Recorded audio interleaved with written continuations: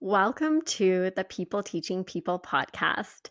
Joining me on the podcast today are my parents, Susan and Brian Plesuk. When I asked my mom and dad if they would be interested in being guests on my podcast as part of recognizing my 4-year milestone of being a podcaster, their initial response was, no. My mom even questioned what she would possibly have to say or offer. Well, I certainly wouldn't have asked these two amazing humans to be guests on my podcast if I didn't feel that they had stories and wisdom to share. Thankfully, they said yes, subject to figuring out the tech. My dad texted me to let me know that, quote, "We will gracefully accept your invitation to be guests on your podcast as long as I don't have to memorize any lines." I assured them that there was no memorization required. We were just going to have a conversation that we would happen to be recording and that we would share with the world. My mom and dad, aka Bri and Suze, are two of my favorite teachers, the outside of the classroom type that I have ever had. They have been role models for me my whole life of kindness, generosity, community engagement, and the importance of relationships. Well, truth be told, I may have thought that they were a little less awesome and the strictest parents ever when I was a teenager, but they have been pretty awesome for the most part. Susan is a retired social worker who has a bachelor's degree in community recreation, a bachelor's of social work, as well as a master's of social work.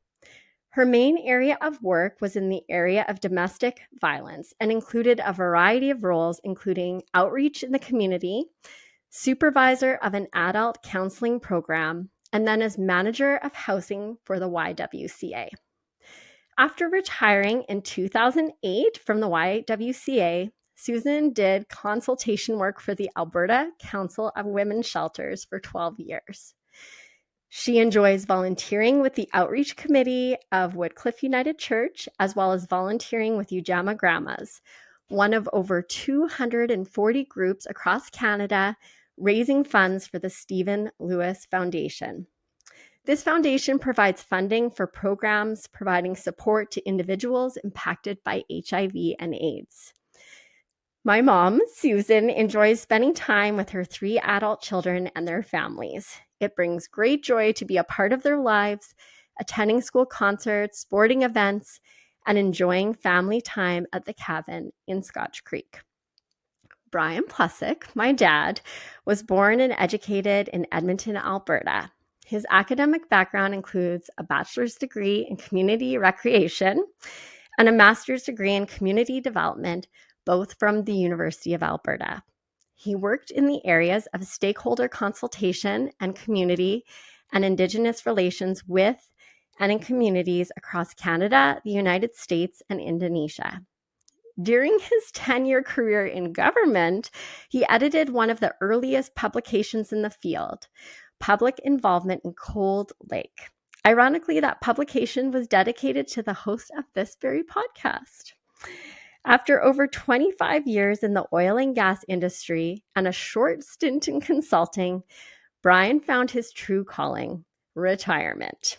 Besides extensive traveling with his spouse, Susan, and often with close friends, he spends time at the family cabin in British Columbia and volunteers with the church, theater, and not-for-profit organizations.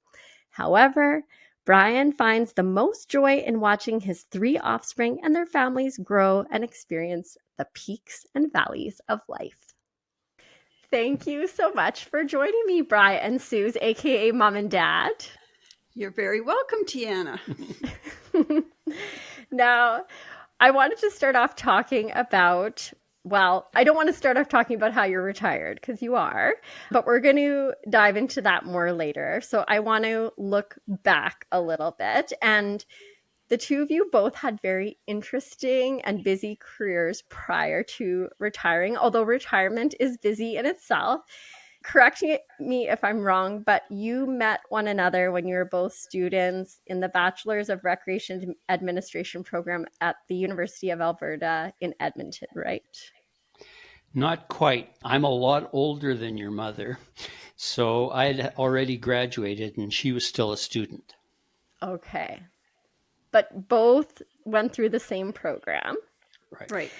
And then from there, Suze, you went on to become a social worker. And Bri, you worked in public relations and community development. So, what I'm wondering is if you could both share some pivotal moments or influences that led to your respective careers. Okay, I'll go first. So yes, my first degree right out of university was in recreation, but I focused on therapeutic recreation because I was interested in working with individuals that had challenges. And so therefore, after I graduated, I worked with young people that were struggling with trouble with the law or emotional issues. And then I went back to school and I did a Bachelor of Social Work, started it while I was working. Actually, then I was working helping individuals with intellectual challenges find employment. And then was going to university part-time. And then I was pregnant with you. And I finished the degree over the next couple of years. And then was home for a while. But then I decided to do a master's degree in social work and then ended up in the area of domestic violence. That's sort of a short version of what happened. So, what about in your domestic violence work? What types of things were you involved in? A variety of things. I began working primarily as an outreach worker, so working with women and children out in the community and helping them with safety planning, connecting them to resources. And then I eventually became the supervisor, I guess, of the adult clinical program. And so I was doing groups for women and for men and supervising all the group facilitators. And then lastly, before I retired from the YWCA, I was manager of housing, so which included the shelter, transitional housing, a female teen program, and a few other programs, 6 different programs I managed. And what about you, Bri? So my pivotal moment, I guess, was the fact that I lacked athletic ability, unlike my kids and grandchildren. And so mostly we did kind of played in our neighborhood and I kind of experienced community. So I think having grown up in a non-competitive recreational activity kind of Northeast Edmonton community, I got interested in and experienced in community. And that's what led me to my work and my career. So, after your bachelor's degree, what was next for you in terms of education and then some of the type of work you were doing? Well, I was actually a recreation director. I actually used my recreation education undergraduate, and I was a recreation director with the city of Edmonton for almost 5 years. And then I met a woman and we got married and she dragged me off to Europe for 4 or 5 months. And when we came back, I got a job with the Alberta government, with the environment department, where I was going out and working with rural Alberta communities. And I was there for about 5 years. And after that, I spent almost 30 years working for an oil company, going out and working with Indigenous and rural communities internationally and across Canada and the United States around oil and gas development and issues that came largely around the impact of that industry on those communities and the environment. So, one thing that I find interesting about both of you is in your families, in your respective families, among your siblings, you were each the only two who pursued university education. So, I'm curious what motivated you to take that path and how did it affect some of your future endeavors and adventures? Good question. When I finished high school, I wasn't sure what I wanted to do, but I decided I felt I needed to go to university, and I was late applying, so I was in sciences my first year. And then I ran into someone that I'd gone to high school with, and she was telling me about recreation and therapeutic recreation. So then I just switched into that. But I just really felt that I needed more education to do what I wanted, to be able to work with people. And for me, all of my family were involved in the trades, plumbing, welding, sort of those kind of skills. And I didn't have any of those skills. So the only option for me was to go the academic route. So I went to university. And I was actually the first Plesuk in our entire extended family to go to university.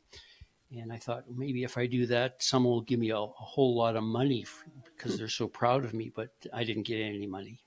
That's okay. That's okay. Thank you for sharing about your journeys and experiences. See, this is good. It's helping me to get to know two people that I've known my entire life even better. One of the things I find really interesting about both of you is how over your careers and even after, you've both engaged in mentoring aspiring professionals in your respective fields. So I wanted to ask you about what inspired you to become mentors, and if you could share some insights or lessons that you gained through those mentoring experiences. Okay. Well, for me, being in a supervisory position, that involved mentorship, but we didn't call it mentorship at the time, but I was a supervisor. And some of the things that I learned about supervising was my experience of a supervisor I had who was very ineffective and actually quite dysfunctional for the organization. And working in an area of domestic violence, there's a lot of trauma, which impacts the staff working with women and children and men. And so what I learned when I moved into a supervisory and a management position was the importance of talking to the staff or students that I was responsible to work with about the effects of working with individuals who've experienced trauma, that it's very normal that they may be impacted as well. And I wanted to make it safe for them to be able to either talk to a colleague or to myself about what was going on for them. That was the most important thing I think I learned about being a supervisor, to make a safe place for people to talk about what was going on for them. And that it didn't have anything to do with them not being a very competent professional. I think that's so important, creating that safe space. But I do love how some of your insight came from an experience with someone that wasn't being a very good mentor. Because there's a lot of learning that comes from those amazing mentors that we have in our life, but also the ones that are not so amazing as well. Right. What about you, Dad? Well, when I was at university, I knew everything. And while I was there, I was in sort of meetings with community people and with employers and stuff. And because I knew everything, I kind of was happy to share that. And I met a guy there who was a senior person with the city of Edmonton, and he actually admired that. And he had the attitude that, maybe I can learn something from young people, and ended up hiring me. And that's how I got the job with the city of Edmonton. So it was a great lesson to me that we need to be open and listen to young people and people who know everything, or they think so, about things. And so that I think it's important that he was a role model to me in how to mentor. And that certainly happened with other people in my career who kind of modeled to me how to be a mentor and taught me how to be a mentor. So when did you realize that you didn't, in fact, know everything? Well, probably when I started having children. So it's your fault. No, I think I think along the way you start to grow up, and the more I was lucky because I was in the engagement business, like talking to people, rural people and Indigenous people who knew amazing things. And an Indigenous elder once told me, wisdom is defined by knowing what you don't know. And it really struck me then that I didn't know a lot of things. So that was a great lesson. But also so remarkable that your mentor recognized that there was something that they could learn from you as well. Yes. I was in a school once and I saw there's a bumper sticker or a poster on a wall that said, "When one teach, two learn." And that's been a great lesson for me. That is a quote by Robert Heinlein that I Oh. love.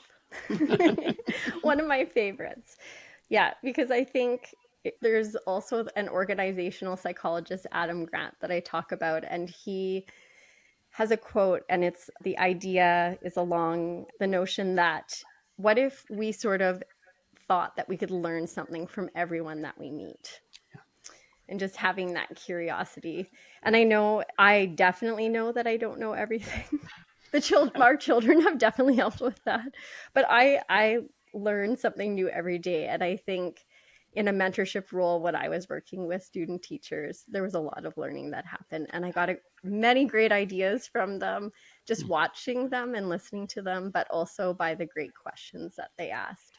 Now, reflecting on your journey as parents, so of 3 amazing children, and now as grandparents of six kids ranging in age from 8 to 17 years old, what are some key insights or lessons that you've gained, and maybe how has your perspective on family changed over the years? Big question. Well, family is extremely important to me, and I think the most important thing I've learned about parenting is to be able to listen. To say less and listen more is really important. And yeah, I think that's the most important lesson. And also I think that we're, as parents and grandparents, we're role models. Mm-hmm. And so that our children and grandchildren hopefully learn more from what we do rather than what we say. Mm-hmm. So we can model being kind and helpful and supportive and encouraging. So those are the most important things. Do you notice any differences in yourself as a mom versus a grandma? Yes, I think as a mom, there's more responsibility around discipline, setting limits, kinds of things. And a grandmom, I think we have more of an opportunity just to be supportive and encouraging and modeling things, doing things with the grandchildren. So there's less of those responsibilities around the discipline. I think it's quite different. Except when your children leave you with grandchildren for extended periods of time. Well, then sometimes there needs to be a little bit of setting limits, sometimes. Yeah, sometimes. What about you, Brian? Well, I think my recreation background and growing up the way I did, I think playing and having adventures, or what we call in our family special times, was something that was real important in our parenting. And I guess that also continues on as being a grandparent. But I think more as a grandparent than a parent, we're not as busy, so we have time to be available. And I think that's really, really important. So, for example, if one of your kids' vehicles doesn't start, you have to be available to give them a ride or try and help rescue their broken vehicle. And ironically, that happened today.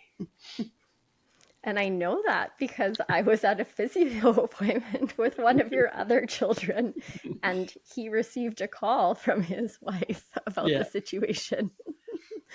Case study. There you go. Yeah. And he said, "Don't tell Dad." I said, "I'm going to tell him that not only were you taking calls during my appointment, you were eating yogurt." And he wasn't. He was watching Skeleton on his phone. That's multitasking. That's also a good lesson.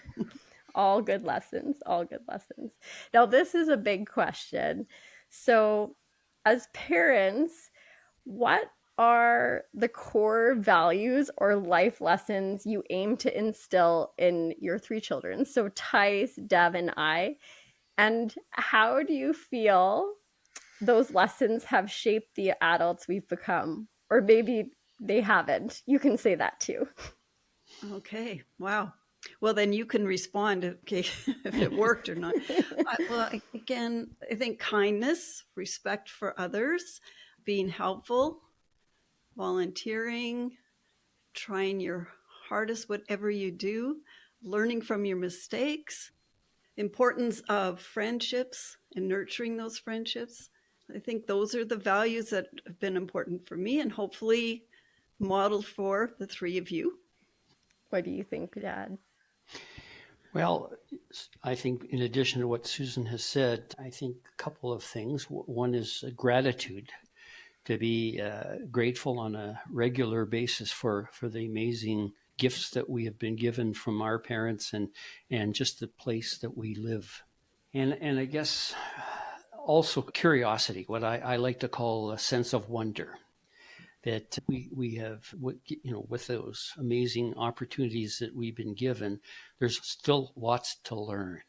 And travel, meeting new people, listening, as Susan said, to your kids and especially your grandchildren, that sense of wonder and curiosity is really, really important. So how are we doing so far? Well, our grandchildren are doing really, really well. That's all I'm going to say. Okay. How do you feel you're doing? Oh, being a parent is hard. Um, I think, well, I'll speak first about my siblings, so outside of myself.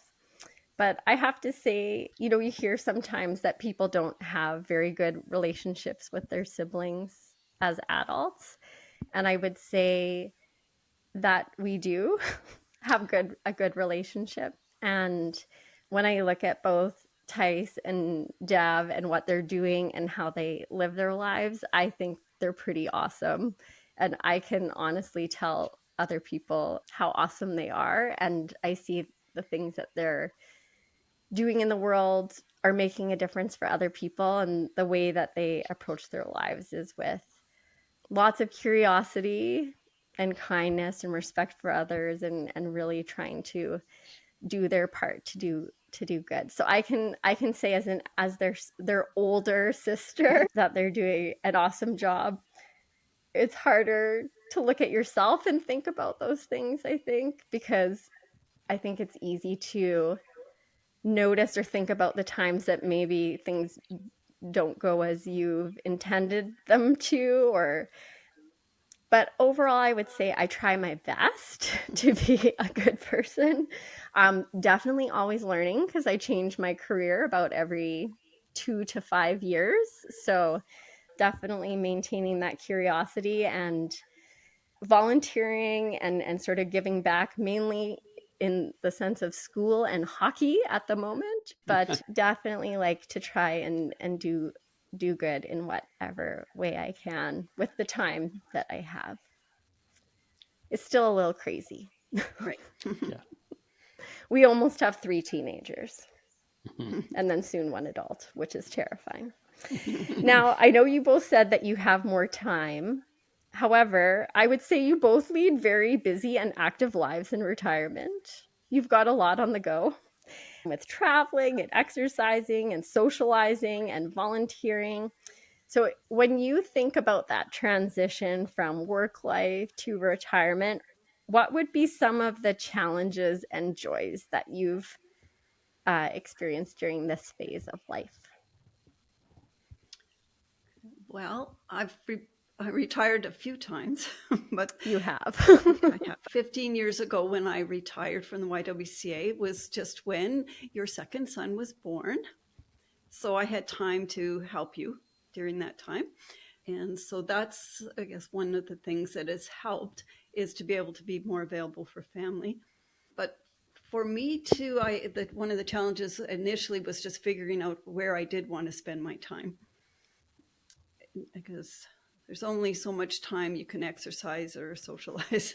So I was very fortunate that the person I had worked for at the YWCA went on to work for the Alberta Council of Women's Shelters, and she asked me to do some work for her or for the organization. And so for the next probably 12 years or 13 years, 12 years probably, I was able to do some part-time contract work. And it was great. I got to travel all over the province, do some training, help people with the database. So that was a good transition for me in retirement. And then volunteering, it's given me time to do some volunteer work, which I think is really important. And then we've been able to travel as well. And you've done a lot of volunteer work. Well, What is some of the volunteer work that you do? currently, well, with the church, with the outreach committee, and my very dear friend June and I are taking the lead on reconciliation. And that's been a big piece of time to be able to do that. But it's been wonderful working with June, because through the years too, June and I did some work around recycling, and you probably remember that, setting up a recycling bins at the mall and things like that. So, but yeah, that was when I was working as well. So the church takes a lot of time. I'm also a member of Ujama Grandmas, which raises funds for grandmothers in sub-Saharan Africa, many of them who are raising their grandchildren because the parents have died of HIV/AIDS. So those are the main things. And prior to that, I was on the board for an organization that supported parents with children with disabilities, and the parents also had some challenges. So I've had the experience to be able to do a number of different things. What about you, Dad? What are your joys and challenges in retirement? Well, when I retired also about 15 or 16 years ago from an oil company, and I didn't really want to do anything. I thought I was kind of like yogurt past my best before date, and actually got a phone call one morning from someone that said, could you do this little bit of contract work? And I said, well, no, I'm too old now and I don't know anything anymore. And this woman said to me, well, you always talked about all the things you learned from people and all the gifts that you've been given by communities, the lessons that you had learned.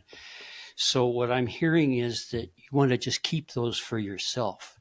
You seems to me a bit of a selfish bastard. Anyway, I was downtown about an hour after that, starting about a 10-year consulting work where I kind of shared those things I learned. But I think the other important thing in retirement is to, as I think Susan has talked about this, is to care and connect. And in addition to doing that contract work, we were also, and I was also heavily involved with Habitat for Humanity, both here in Calgary and internationally. And we traveled and helped build homes for a number of years internationally. And I think also just, reaching out to step out of your comfort zone in retirement. And it gets harder, I think, as you get older to connect, the care and connect part. And so I volunteer now at a theater downtown. And also I joined a seniors outdoor club where we get to kind of meet new people and experience the outdoors and try and keep this old body moving. See, you're both very busy. Yeah. But it's interesting how you're both talking about, looking at this phase of life and how do you want to choose to use that time? So when I'm hearing you talk, it sounds like it sort of comes back again to those values. Yeah. And how does your time reflect those? And I know that you recently went to Mexico. And based on a brief conversation with my husband and sort of what I know of both of you is relaxing is hard. Well, one of us is not good at relaxing, and one of us is very good at relaxing. Yeah. Well, Jason mentions from time to time that I'm not very good at relaxing, but I come by it honestly. I think it's genetic. It's genetic. Yeah. So this has come up a few times in our conversation, but one of the things that I admire about both of you is that you are lifelong learners and that you are always curious and looking to learn and grow. And you've talked about some of the ways that learning has enriched your retirement, but I'm wondering if there's any new skills or subjects that you're still diving into or maybe looking to learn more about. Well, yeah, I've given that some thought since you sent us the questions. Yes, for me, the main learning that I'm doing now, and it's around the Indigenous issues. And so I've been very fortunate to be able to connect with an elder, knowledge keepers, and things like that. So and then I started going to Aquafit over the last year. So that's a learning. But I kept thinking, what else do I want to be learning? And I was thinking, perhaps I know how to knit, but I was thinking, I think I'd like to learn how to knit better so I can actually make something. And yeah, so those are the main things. I don't think there's anything major that I want to learn. I just want to keep doing and maybe get a little bit better at things than I have been, for me. Yeah. What about you? Well, in the last couple of years or so, I've been doing some real hard work on self-examination, kind of understanding my faith and spiritual journey, and that's been hard and rewarding. So that's been really good. The other thing that I'm desperately interested in learning is how to use my damn cell phone. So hopefully one of my enlightened grandchildren will bless me and show me how to, charge it and not turn it off, and how to use various kinds of tools and stuff. So that's definitely an area that I gotta. Technology is something that I'm real light on.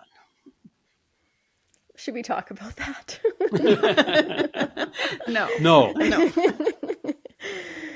Oh, no. I mean, technology is changing so fast, and it's such a big part of everything that we do. The cell phone piece, I think your grandchildren would be very capable of giving you some tips and helping you figure out the things that you're looking to figure out, for sure.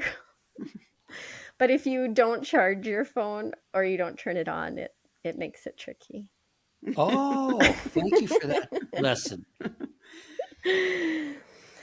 So, a question that I always ask my guests, and I'm excited to hear what you have to say, is who would be a favorite teacher, or what would be a favorite learning experience that you've had, and why does that person or experience stand out for you?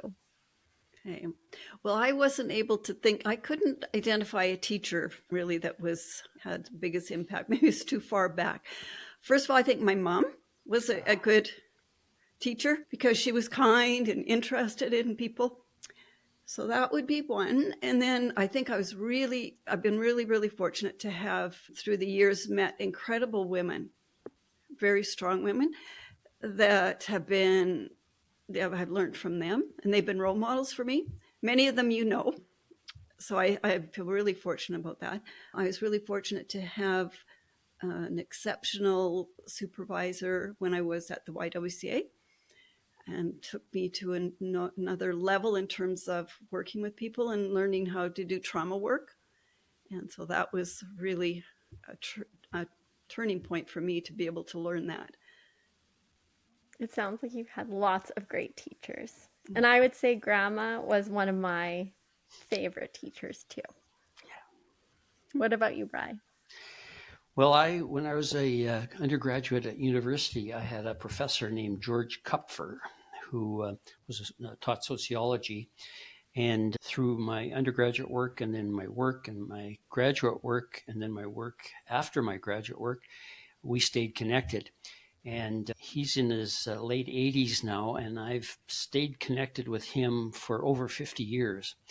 And it's interesting that even over that 50-year period, we talk about reading and stuff. And he's a voracious reader, and until almost recently has continued to assign me reading for over 50 years. And, I always ask him sort of in jest, I hope there's not going to be an assignment, or I don't have to do a book report. And he replied, well, you didn't ever do your book reports and assignments when you were an undergraduate. Why would you now? So what a blessing it's been to have him in my life. And I love that he still gives those nudges of things to look at and things to dive into. But thank goodness there's no assignments, because APA format, it's a lot. It's a lot. And when you both look back at your journey so far, what would you say is something that you're the most proud of? I'm most proud of my 3 kids. It doesn't have to be us. Well, it is. When I look at the 3 of you, and as you said, the lives that you're living, I'm very proud of you. I don't know how much influence I had on that, but I am proud of you. When I look back on my career, I feel, proud but blessed that I was able to work with the number of people that I did interact with, and the opportunity to sit with people who are, experiencing a lot of trauma and being very vulnerable. So that was really an honor to be working with those people. And then as far as something I'm proud about, I'm really excited about what June and I have been able to create over the last couple of years with our Journey for Common Ground. And yeah, I think that we have done incredible work as volunteers and applied for grants, and we've got money, and we've created a lovely outdoor space at Woodcliff. And so I'm proud of that. So now you need to say a little bit more about what Journey for Common Ground is. Okay. That's the title we gave our work on reconciliation. And why we chose that name was in 2019, in June of 2019, June and I joined a group of individuals, both Indigenous and non, who walked from Edmonton to Calgary over 2 weeks. June and I joined them just for the last day, and we walked from Airdrie to Calgary. And that was called a Journey for Common Ground. And so we named our work, Woodcliff's Journey for Common Ground, is what we were doing. So since that time in 2019, we've organized a number of different events and then worked on the physical space outside. So we have created an Indigenous medicine wheel garden. We've been designated at Woodcliff now as one of the national healing forests across Canada, which is quite an honor. And we put on a full day workshop. We have great relationships with, as I said, an Indigenous elder, knowledge keeper, and drummer. So, and we're going to continue the work. We're not done. We have so much to learn from the Indigenous peoples that were here on this land long before us. So it's important that we learn to listen to what they have to tell us. Lots of good lessons. Lots of learning. Yes. What about you, Dad? Well, I learned and practiced as a community worker. And I would second what Susan said about you three, that ironically, you've all turned out to be community workers. Devin through Timbernook and her healing as a pediatric physiotherapist, Tyson in his practice as a physiotherapist with elite athletes and some real challenged people as a healer, including most of our family. And you you created this community of learners and learning. And I guess the other thing is that when our extended family gets together, and what Susan said earlier, and you commented about your siblings, we have 14 people who love each other. I mean, if there's something to be proud of and a legacy for our lives, wow. And what about in your professional journey and the work that you've done and the communities that you've worked with or in your volunteering? Well, again, I think it's just, in my life, in all of our lives, we need purpose. And, has that individual purpose or that community, is it better having been there? And in a few cases, maybe yes. And where I have kind of screwed up, I've kind of sometimes thought and expressed regret for that. But I think I've also kind of had fun, and I've kind of found joy in the work that I've done. And I think in that work life too, if there's one lesson that I learned about whether it's volunteer work or paid work, it's find someone that you can learn from. And in my case, a couple of times I've made lifelong friends in my work. And what a gift that is. So, I don't know. Lots of things that you both are proud of, which I love to hear and should be proud of. So I have some rapid fire questions for you. They don't need to be too rapid. Okay. We've already sort of talked about the first one that I shared with you. So I'm going to skip to number 2. You have both traveled a lot. What is a place that is at the top of your travel bucket list? If you're still interested in traveling. Well, as you know, we are going to Costa Rica early in January, and we have traveled to 8 different countries through the years. And to be honest, right at the moment, I'm kind of content just to be home for a while. And if something pops up, a country that's interesting, may look at that. But I'm really feeling I like to be at home for a bit. I can understand that. Yeah, okay. What about you, Bri? And me, I don't know if I'm traveled out. I'm really airported out. I traveled a ton with my work, and airport was sort of an adventure. Now it's are we allowed to say pain in the ass in a podcast? Yeah. It's tough navigating airports now. But we haven't talked in this session around a place called Scotch Creek, British Columbia, where we have had for over 20 years a place where our family and friends gather. And that's my next destination in a few months, is to go back to Scotch Creek and enjoy that place. If the invitation's open, we might join you for a bit. If we're allowed. You're allowed. What is a book, podcast, movie, or TV show that you've enjoyed recently?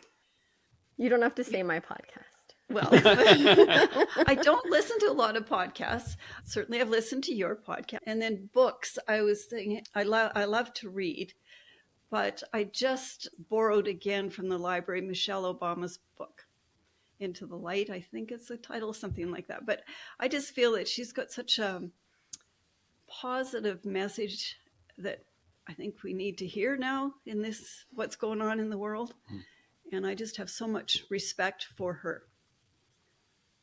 Yeah, I love her as a person and as an author too. Mm-hmm. What about you, Brian?